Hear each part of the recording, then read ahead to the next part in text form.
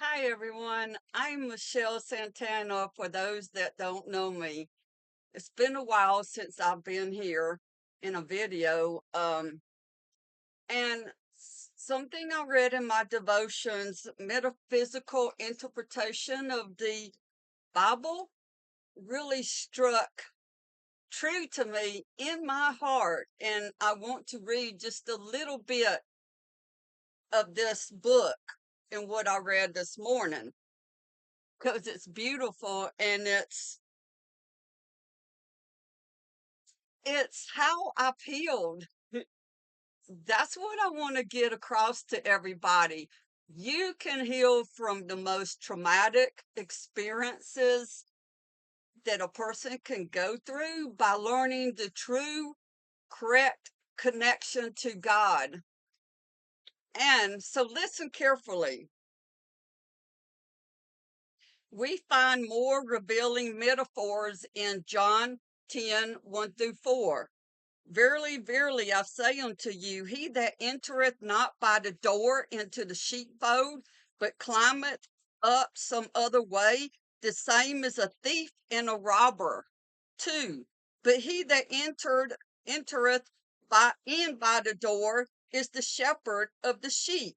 3.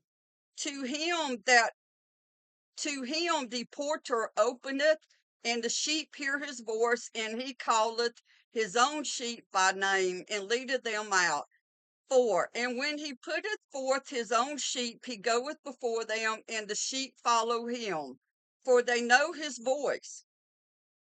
The door mentioned by the Master, which is Yahshua, is the entrance to our inner mind, our higher mind. Most of us are trapped into the mind of our ego, which is the devil speaking through to us through many, many different voices. And the true freedom is knowing who God is and who your enemy is, and knowing how to get rid of the enemy out of your mind. The door mentioned by the Master is the entrance to our inner mind. This very personal attribute is also pointed out in Matthew. When we were advised to retreat into the inner chamber to pray, a place where we can examine our own thinking, whether positive or negative, we must enter directly with a non judgmental, objective attitude, accepting what our thoughts will reveal about us, our own thoughts, not thoughts of other people, religious beliefs, schools, government, our thoughts and our ability to discover which is of God and which is not of God, and how to get rid of the voices that are not of God. That's what I never learned in church. If we attempt to ignore or deny the given facts, we may very well have been robbed by a thief known as the ego, our personal Satan. We can presume that in this case, the latter has become the shepherd of our thoughts. That is when we must listen more carefully and take subsequent remedial steps. It is especially true if we are on a journey to the higher mind, seeking the knowledge of self, which I have been doing for 10 years since I became single. Once we initiate corrective action, we become the shepherd of the thoughts, mind, and emotions that lead to the soul, the divine side of being. That's where God is in our soul. They will respond to us and be the guiding light on our inward journey. We may focus upon our own thinking and types of thought to improve and funnel them toward a more positive nature of being, but we may also do this within the strict parameters of inner truth. Conversely, if we have negative type thinking and we wish to change, we simply herd it away from ourselves or release it to the world, but not necessarily by forcing it. You let it go. You release the thoughts that aren't yours to carry to God, to transmute back into love. One does not have to play host to an unwelcome guest. Perhaps a thief that intrudes into mind and heart with a negative voice, or one that generates an inner division.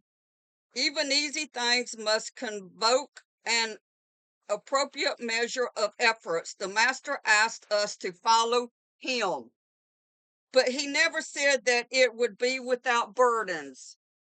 The task will be open to us if we merely work with it. It is our mind, and we may command it to do whatever we want it to do. That's our power through Christ. Rather than sheepishly doing its will, one created by the influence of our ego, the devil, Satan. We must not we must not sneak through that door, but rather enter in a straightforward manner, seeking the truth of self, God. We must accomplish this ourselves without outside interference, for no one can do it for us. Someone else's input can easily dim the light of truth, obscuring the search for our real self. The last verse reminds us of the Ark of Covenant, always traveling before us in its role as protective spiritual leader. To have spirit in front will require much preparation on our part. The same preparation we find in the parable of the 10 virgins. At that point, we may become inwardly clear, reducing the temptations of the outside world. We will lead our thoughts as the sheep would follow the good shepherd. Conclusively, if we are on a journey of understanding, we cannot avoid this inner task.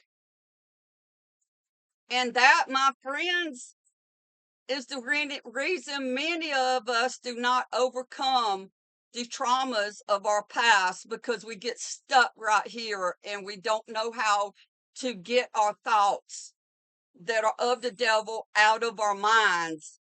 That's what my mom was, a beautiful woman, except for the fact she hid from the truth. But regardless, her desire was totally to be in the presence of God, but she couldn't get out of the trap of her mind. And that's what I've learned to do. And that's the only way we are able to protect our children. And so my passion is to speak out on sexual abuse. And you know what? I am sick of spelling it or trying to make it something else that it isn't, just so people won't take me down. So screw it. I'm saying it like it is from now on. If they take me down, God will find another way. My mom tried to hide from the sex abuse that my father was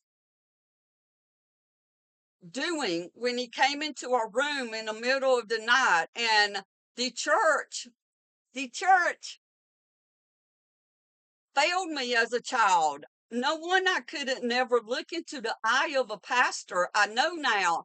And what I want is for people to understand that many things that religion tell us is of the devil is actually because the devil itself told them, programmed them to believe that it's of the devil, so that we couldn't rise up above the bullcrap of what we're going through in this world. And it's crazy. And if you are not prepared and you haven't gone inside your heart to redeem yourself and find God, you are going to create the most havoc world possible just by your thoughts and the way you're thinking. My book is very close to being published. I have been working with my publishing company, and they are amazing. I used to have another group that was supposed to publish my book, Christian Writers Sanctuary. And I've got to speak this out because it's the whole point of what I'm speaking about. Evidently, they think I'm of the devil because of how I have connected to God. So they have refused to help me publish my book like they promised and said verbally they were going to do. So, you know what? I was so upset when I found this out a couple of months ago, and my editor, which I have two of, who are helping me by editing my book for free because right now I have no ability to pay extra money to get this book out. I do have a job coming up, which is going to help me immensely to pay for the marketing of my novel, and that's what's is very important. You can easily publish a book, but people have to be aware of it. So the morning I was so upset, I woke up from the most horrific depression, darkness, and that is not like me. And that's the beauty of what I learned. Anything that comes up in my life, I have the ability to work through it because of meditation and listening to spirit beings that are of our God of light. And so this is the verse my one of my editors sent me on a text, and it's the first thing I saw when I woke up. For ye shall go out with joy and be led forth with peace. The mountains and the hills shall break forth before you into singing. All these trees, y'all, all these mountains around me. How cool is this verse? These mountains and these hills shall break forth before you into singing, and all the trees of the field